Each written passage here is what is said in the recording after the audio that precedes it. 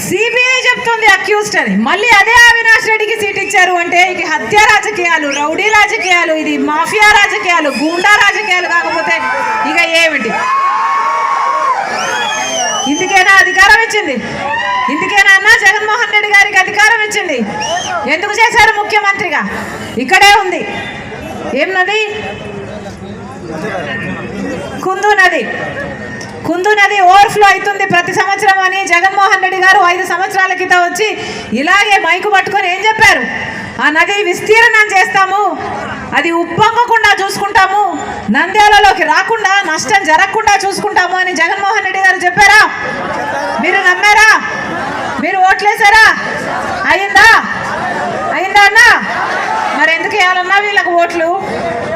మొత్తం outer ring road కడతానన్నాడు కదా జగన్మోహన్ రెడ్డి గారు, కట్టారా అన్నా?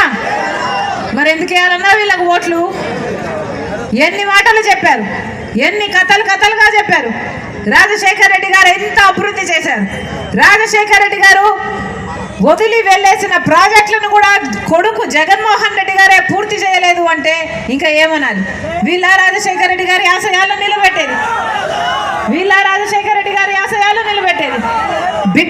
బిడ్డల ఉద్యోగాల విషయం అయితేనేమి, చదువు విషయం అయితేనేమి రాజశేఖర్ రెడ్డి గారు ఎంత అద్భుతంగా చూసుకున్నారు. ఫీజు రీయింబర్స్మెంట్ అయితేనేమి, జాబ్ క్యాలెండర్లు అయితేనేమి.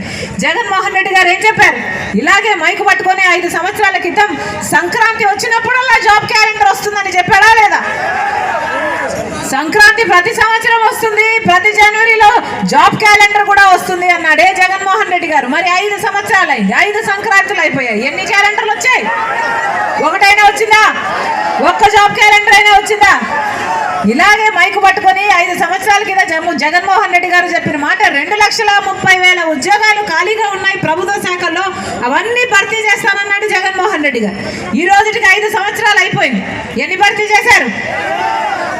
మళ్ళీ అదే 2,25,000 ఉద్యోగాలు ఈ రోజు వరకు కూడా ఖాళీగా ఉన్నాయి.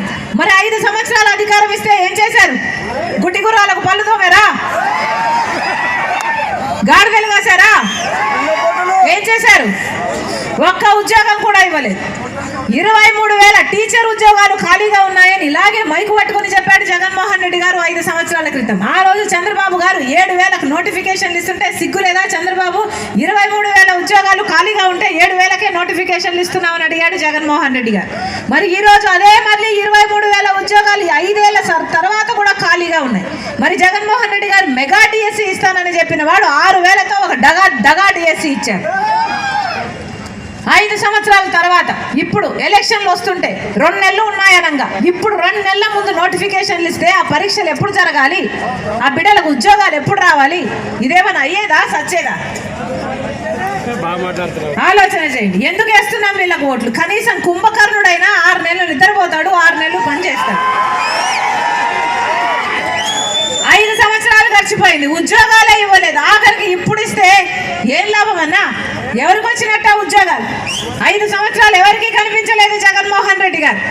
రాజశేఖర రెడ్డి గారు ఉన్నప్పుడు ప్రజా దర్బార్ రోజు వేల కొద్ది మనుషులను, ప్రజలను కలిశాడు రాజశేఖర రెడ్డి గారు. ఎవరు ఏ ఇబ్బంది తీసుకువెళ్ళినా, ఆరోగ్యశ్రీ అయినా, ఫీజు రీయింబర్స్మెంట్ అయినా, ఇల్లు లేదనన్నా, రేషన్ అన్నా, ఇంకోటైనా ఏ అవసరం ఉంటే అవసరానికి వేల కొద్ది ప్రజలను 2-3 గంటలు ప్రతిరోజు ప్రజా దర్బార్లో కలిసిన మనిషి నాయకుడు రాజశేఖర రెడ్డి గారు.